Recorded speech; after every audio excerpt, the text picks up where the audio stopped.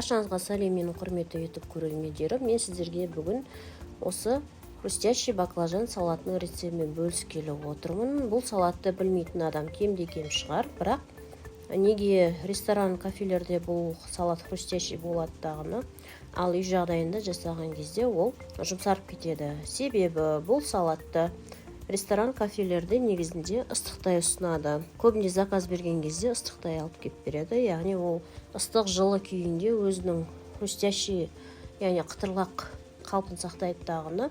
Одан кейін суығаннан кейін жұмсарып кетеді. Баклажандарды осылай үлкен етіп турап алғаннан кейін жүгері крахмалына, не болмаса картоп крахмалына аунатып алып, майға жақсылап қуырып аламыз. Қараңыздар, жүгері крахмалын көбірек сепкен кезде, оны ситадан өткізбеген кезде ол осындай ақ қалпында піседі. Ал егерде осылай сеткадан өткізіп алсақ, ол кішкене крахмалының жартысы түседі дағыны, майға осылай қуырылады. Ал енді сәндеу үшін бұған қызыл қызанақ, не болмаса осындай сары черриді алдым мен әдемі көріну үшін, және де оған сарымсақ қостым кішкене. Негізінде бұл баклажанның нағыз дәмін келтіретін зат ол бізде осы сарымсақ пен кинза болады. Егерде кинзаның осындай көк күйіндегі дәмі ұнамайды десеңіздер, онда пачкадегі кориандр деген болады, яғни молотый кинза деп айтады. Үгітілген кинзаның пачкадегі түрін салсаңыздар болады. Сол кезде де бұл салаттың дәмі ерекше болып шығады. Және де бұл салатқа өзінің арнайы терияки соус дегені болады. Ол дайын дүкендерде сатылады. Соны қоссаңыздар тіпті керемет болады.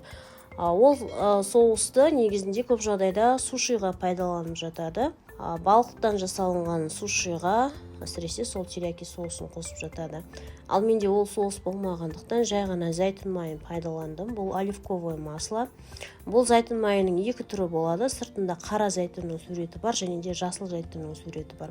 Қара зәйтүннің суреті бар майдың дәмі кішкене қышқылтым болады, ал жасыл зәйтүннің суреті бар майымыз ол әдемі дәмді болып шығады. Салат дайын, бетіне күн жетсе осылай сәндейміз.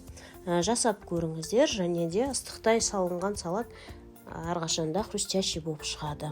Келесі видеоларда көріскенше қош сау болыңыздар, және де менің каналыма тіркеліп лайк басып қоюды ұмытпаңыздар.